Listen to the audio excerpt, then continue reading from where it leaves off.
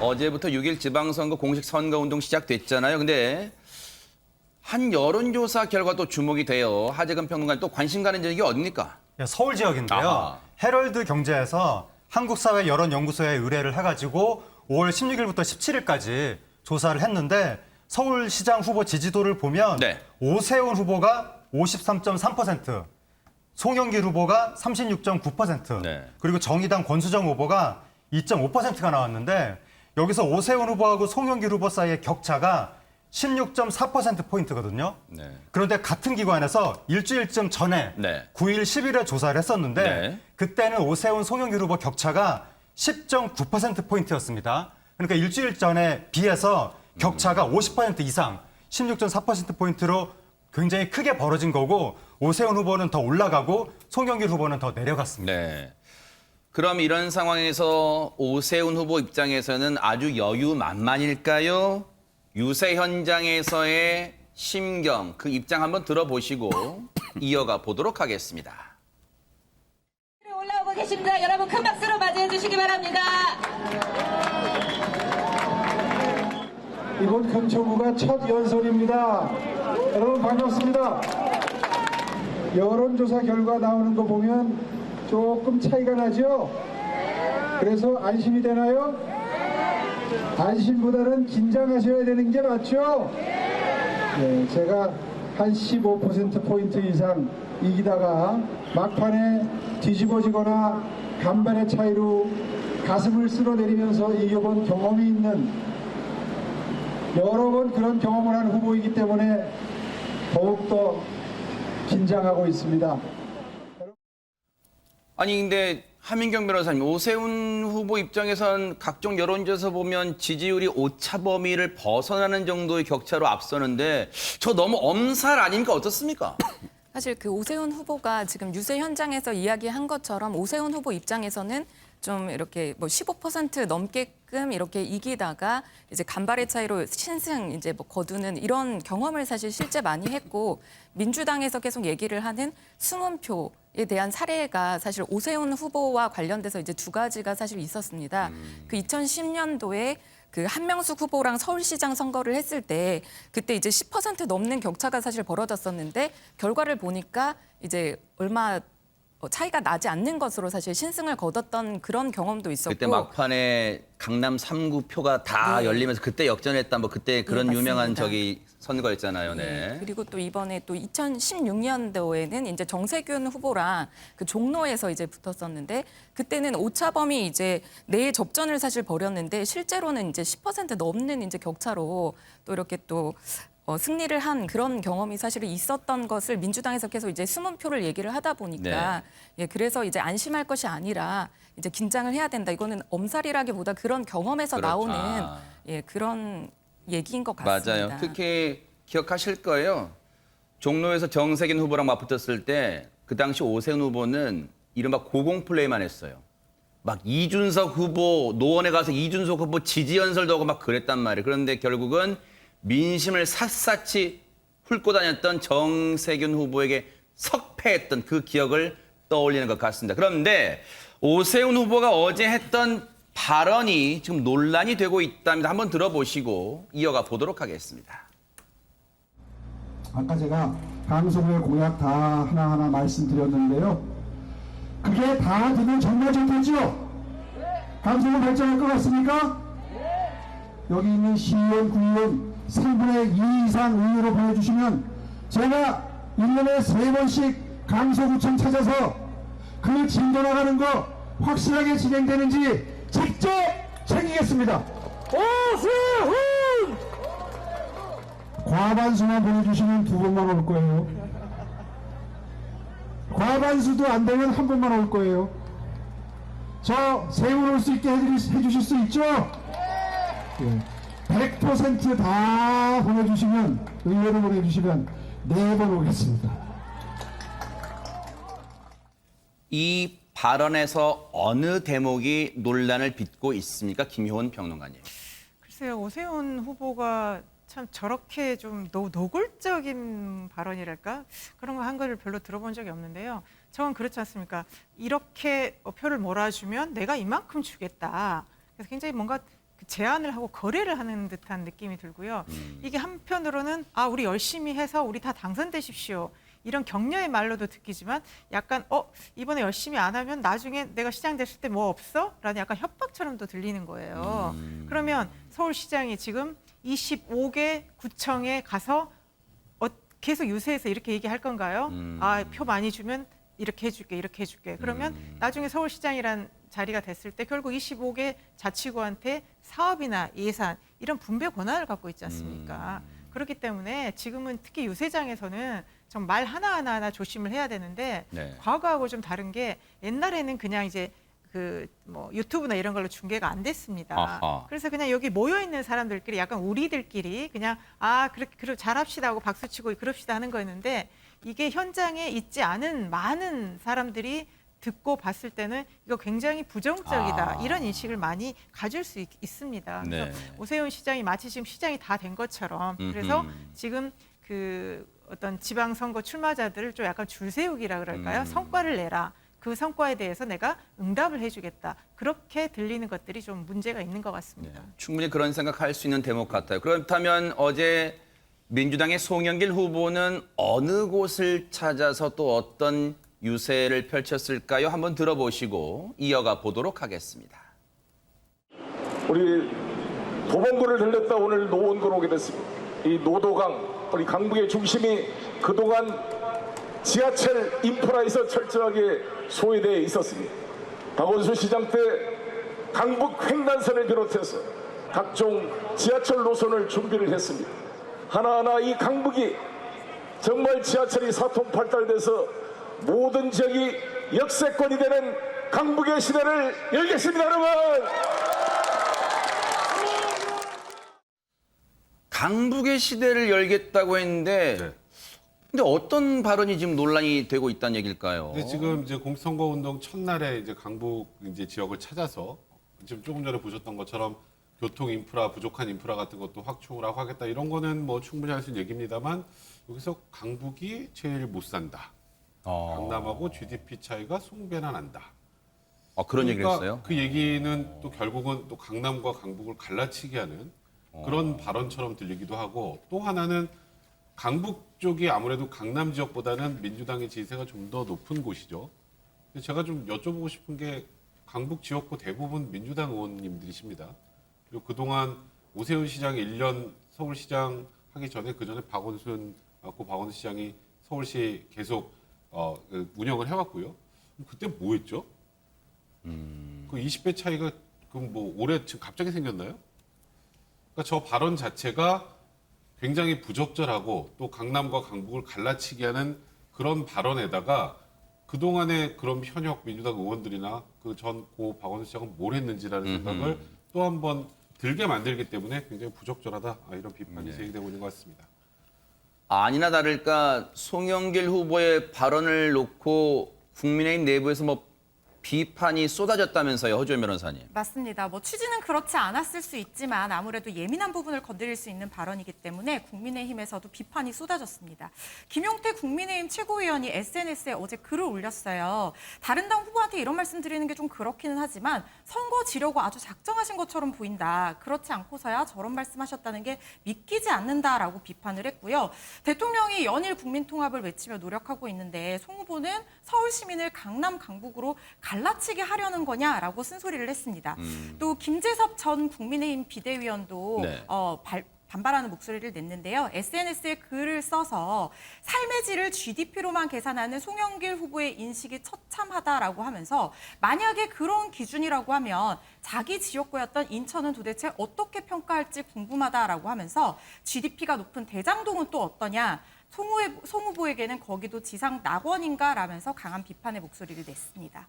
근데 하재근 평론가님 사실 크고 작은 선거 때마다 그 후보들의 막 설화, 이 새치혈을 조심하지 못해서 막 빚어진 설화가 많단 말이에요. 그러니까 저런 유사한 설화가 뭐 최근에 있긴 했는데 네. 정태욱 당시에 자유한국당 의원이 뭐 저기 양천구 목동 같은 데 살다가 이혼하면 부천 가고 거기서 더 어려워지면 인천 가고 기억나네요. 이런 식으로 표현해서 네. 이부망천이라고 기억납니다. 상당히 논란이 됐었고 네. 그런데 송영길 후보가 지금 한 얘기 이 정도는 우리나라 정치권에서 의뢰인이 나왔던 어느 지역에 가가지고 네. 이 지역이 낙후됐으니까 제가 발전시키겠습니다. 이 얘기는 거의 정치권에서 기본적으로 나왔던 논리였는데 그러니까 정태욱 의원의 이부방천 이 얘기는 그 지역의 현황을 이야기한 게 아니라 자신의 편견을 드러냈기 때문에 문제가 됐던 거고 이 지역이 못 사니까 제가 잘 살게 해드리겠습니다. 이런 정도 얘기는 과거에는 많이 나왔을 것 같은데 네. 근데 요즘에는 뭐 시대가 달라진 것 같습니다. 네. 그래서 앞으로는 정치인들이 그러니까 기본 논리거든요. 이게 네. 이 지역 현황이 이러니까 제가 더 잘 만들겠습니다. 이 논리인데 네. 이 현황에 대해서 이야기할 때 그 표현하는 방식 이거를 좀 연구를 잘 해야 될 것 같습니다. 그러니까요. 그러다 보니까 송영길 후보가 이에 대해서 가만히 있을 수는 없었겠죠. 오늘 이 발언에 대해서 해명을 했대요. 한번 들어보시고 이어가 보도록 하겠습니다. 의원님 어제 강북 관련해서 발언하셨던 거 좀 논란되고 있는데. 그거는 일종의 인프라에 대한 인프라를 보완하겠다는 그런 취지로 이해해주면 좋을 것 같습니다. 그러니까 공약을 얘기하려고 하시다가 그 질문에. 그렇습니다. 그런 측면, 상대적으로 지하철 인프라가 빈약한 점을 지적하고 지하철 인프라 보강을 말했다는 취지로 이해해 주시기 바라겠습니다. 근데 이제 국힘 측에서는 그 발언 듣고. 그러니까 그런 쓸데없는 그런 말을 보다는 실제로 강북의 인프라를 어떻게 해야 될지에 대한 고민이 필요하다고 봅니다. 납득이 되셨는지 이해가 되셨는지는 시청자 여러분의 판단에 맡기겠습니다. 자, 그런가 하면 김은혜 국민의힘 경기도지사 후보가 이제 어제 관훈클럽 초청 토론회에 이제 참석했어요. 그런데 난감한 질문을 받았다고 합니다. 한번 들어보시고 이어가 보도록 하겠습니다. KT 재직 당시 신입사원 공채에 김은혜 후보의 지인을 취업 청탁했다는 의혹이 있다는 보도가 네. 있었습니다. 이게 대해서 좀 해명을 좀 부탁드립니다. 어떤 식으로든 저는 그 보도에서 얘기했던 부정 채용에 관여한 적이 없습니다. 안에 거론됐던 분이 KT에 채용된 적이 없다고 하던데요. 추천한 적이 없으시다는 거죠? 그런 부정 채용에 제가 관여한 적이 전혀 없고요. 부정 채용 이런 표현이 나왔습니다. 이게 무슨 얘기일까요, 백성문 변호사님? 네, 김은혜 후보가 이제 2012년에 KT에 전무로 재직하던 시절에 이제 남편의 지인을 추천했다. 그 의혹인데요. 근데 지금 이제 관훈 토론에서 나온 얘기를 가만 들어보면 이제 김은혜 후보는 어떤 식으로든지 이 KT의 부정 채용 관여한 적이 없다. 그리고 언론에 거론된 분이 KT에 채용 적이 없다고 하더라. 그러니까 이제 다시 추천한 적이 없다는 얘기냐를 다시 이제 사실 질문에 그런 부정 채용에 관여한 적 없다. 그러니까 추천한 적이 있다 없다에 대한 얘기는 하지 않았어요. 이제 그러다 보니까 지금 이후에 이제 여러 가지 이 관련된 이 논란에 청탁을 실제로 추천을 한 것 부분에 대해서는 사실이 아니냐라는 부분에 대해서 지금 계속 지속적으로 논란이 일고 있는 그런 상황이긴 합니다. 이 2012년이면 이제 이명박 정부 때 청와대의 대변인도 하고 그리고 이제 대변인 물러나면서 KT에 전무로 갑니다. 그때 누군가를 추천 여기 이제 부정청이란 나왔습니다. 누굴 추천했냐?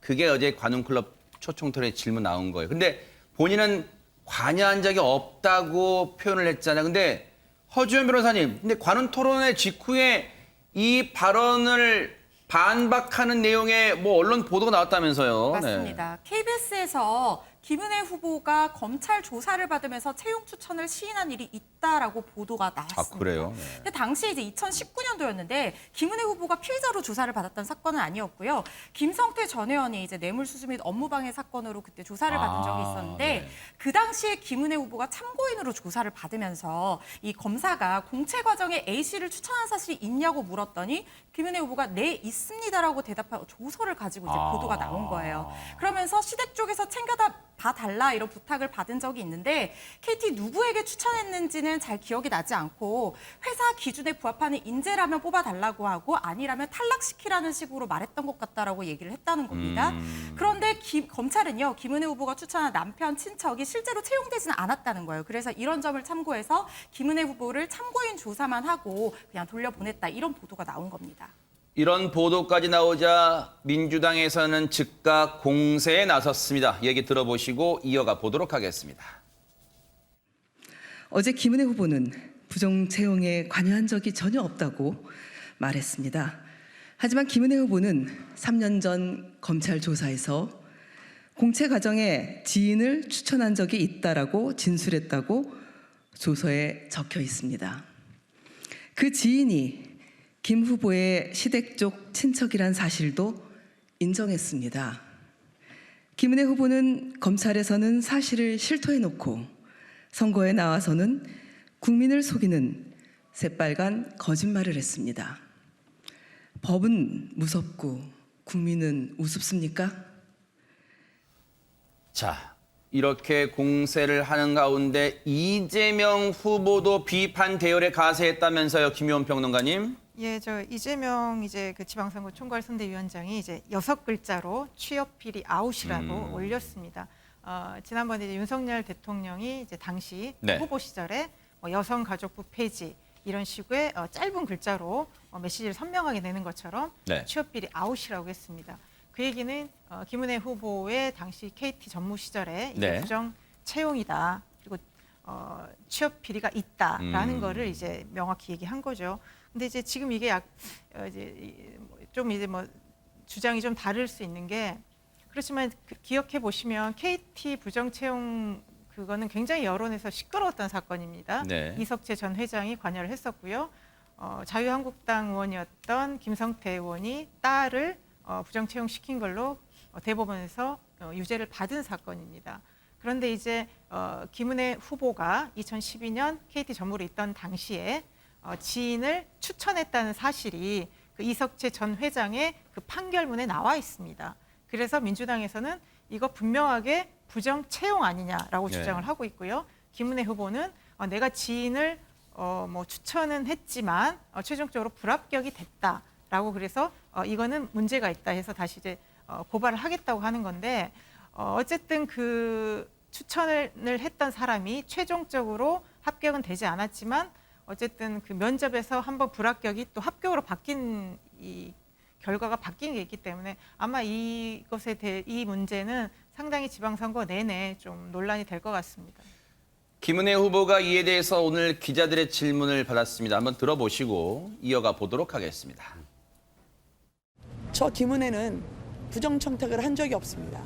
제가 부정 청탁을 했다면 그분이 합격을 했겠죠. 그렇지만 떨어지셨다는 거 아닙니까?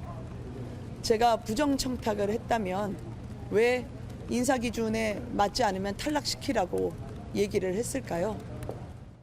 제가 이 사안에 대해서 제대로 알고 있지 못할 정도로 저한테는 이것이 청탁에 관련된 사안도 아니었고 청탁에 개입된 사안도 아니었기 때문에 그 말씀을 드릴 수밖에 없었던 겁니다. 배우자분 친인척이라는 보도까지 맞는 걸까요? 저는 그거에 대해 잘 몰라요. 왜냐하면 제가 잘 모르는 분위기였기 때문에 시댁 쪽에서 이제 그런 요청이 있었다는 거는 맞는 걸까요? 여기까지 할게요. 네네. 기자들의 질문이 막 꼬리에 꼬리를 물고 쇄도했어요. 일단은 여기까지 할게 하고 차량에 탑승해서 현장을 이제 이동했습니다. 그런데 김은혜 후보가 이제 해명성 발언을 했지만 이게 양측에 지금 뭐 맞고발까지 지금 번지는 그런 상황 같습니다. 허지연 변호사님. 맞습니다. 오늘 국민의힘 김은혜 후보 선대위가요. 더불어민주당 이수진, 백혜련, 김승원 의원을 허위사실 공표와 명예훼손 혐의로 서울 남부지검에 고발했다고 전해지고 있습니다. 선대위 관계자에 따르면 김 후보가 신입사원 공채에 부정청탁한 일이 없는데도 이 3명의 의원이 논평과 기자회견을 통해서 부정청탁했다라고 하면서 허위사실을 공표하고 적시해서 김 후보의 명예를 훼손했다라고 주장을 하고 있습니다. 그런데 여기에 맞서 맞서서 더불어민주당 경기도당 관계자도 또 고발을 진행할 계획이라고 하는데요. 네. 이 김 후보에 대해서 허위사실 공표 혐의를 지금 주장을 하고 있습니다. 경기도당 관계자에 따르면 KBS 보도를 통해서 김 후보가 남편 친인척을 부당하게 취업 청탁했다는 의혹이 명확하게 드러났는데도 불구하고 네. 김 후보가 관훈클럽 토론회에서 자기는 부정채용에 관여한 적이 없다라고 허위사실을 유포했다고 주장을 하고 있어서 아하. 법적 공방으로 번질 모양새입니다. 어쨌든 이 상황이 어떻게 번질지 한번 좀 지켜보도록 하겠습니다. 이번에는 인천으로 가보겠습니다. 계양을 보궐선거에 나온 이재명 후보. 글쎄요, 뭐 말과 행동이 계속해서 언론 보도를 지금 집중적으로 받고 있어요. 한번 듣고 이어가 보도록 하겠습니다. 이제는 안 후보님은 2배 정도 격차를 이기고 있는데 계양을 같은 경우에는 50대 40 정도여서 그게 참 못된 프레임인데 백두산에 올라간 사람하고 계양산에 올라간 사람하고 해발고도 비교하는 거 똑같죠. 기본적인 당 지지율과 구도가 있는데 그걸 결과치로 비교하면 사람 키의 차이가 아니고 산의 높이의 차이다. 좀 상식을 가지고 문제를 바라보도록 우리 국민의힘에게 요청합니다.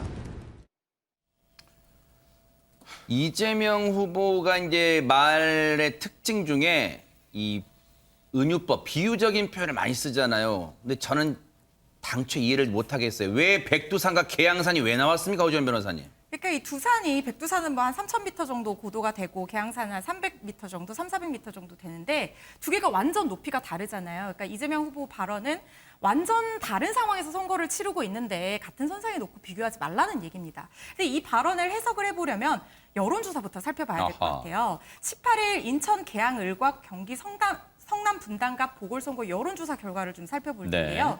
MBN이 리얼미터에 의뢰해서 계양을 여론조사를 실시를 했는데 이재명 위원장이 50.8%, 윤형선 국민의힘 후보가 40.9%로 지금 9.9%포인트 격차가 나고 있거든요. 네. 그런데 사실 이 위원장의 결과가 이거 조금 의외일 수 있어요. 왜냐하면 직전 대선 후보였잖아요. 네임밸류가 있습니다. 그래서 사실 압도적으로 이길 수도 있을 것이다. 그리고 특히 인천 계양을이 민주당에 좀 유리한 지역구였기 때문에 그럴 거라고 생각했는데 사실 그렇게 압도적인 차이는 아닌 상황이에요. 이게 지금 16일부터 17일 동안 계양을 거주 성인 806명을 대상으로 실시된 조사인데 근데 같은 기관이요. 같은 기간에 분당갑 거주 성인 807명을 대상으로 경기 성남 분당갑을 여론조사를 또 실시를 했어요. 네. 그랬더니 안철수 국민의힘 후보가요 60.8%를 기록을 했고 김병관 후보는 32.1%를 기록해서 더블 스코어 이상 앞선 거예요. 그래서 이걸 두고 기자가 안 후보는 지금 사전 여론조사에서 2배 격차로 이기고 있는데 계양을은 50대 40 정도라서 좀 의외다 이런 반응인데 어떻게 생각하냐라고 하니까 이재명 후보가 백두산 오른 사람하고 계양산 올라간 사람하고 해발고도 비교하는 거하고 똑같다. 네. 정당 지지율하고 구도 차이가 있는데 그걸 어떻게 결과치로 비교하냐 이렇게 얘기를 하면서 불편한 심기를 드러낸 겁니다. 자, 지금 속보가 들어왔습니다. 조금 전까지 민주당이 의원총회를 열어서 한덕수 총리 후보자 인준에 대해서 찬성으로 당론을 정할지 반대로 당론을 정할지 치열하게 발언 난상 토론이 있었죠. 그런데 지금 속보가 들어왔습니다. 가결, 즉 찬성, 인준에 찬성하는 쪽으로 당론을 정했다. 이런 속보가 들어왔습니다. 백성문 변호사님, 앞서 이제 우리가 막 얘기를 해볼 때는 결국은 난상 토론 끝에 결론 내지 못하고 자유 토론 갈 가능성이 있지 않냐 했는데 일단은 일치된 당론을 도출해냈는데 그 당론이 찬성 인준 쪽이네요. 그러니까 제 개인적인 생각으로는 자유투표하고 같은 뜻인 것 같습니다. 아하. 무슨 말이냐면 이재명 지금 총괄선대위원장 또 송영길 서울시장 후보가 아까 어쨌건 이번 지방선거를 고려한다면 찬성해 준 게 맞다는 그런 뉘앙스였고 그러면 이재명계 의원들도 거의 그런 방식의 발언들을 해왔단 말이죠. 만약에 일단 부결로 결론을 냈어요.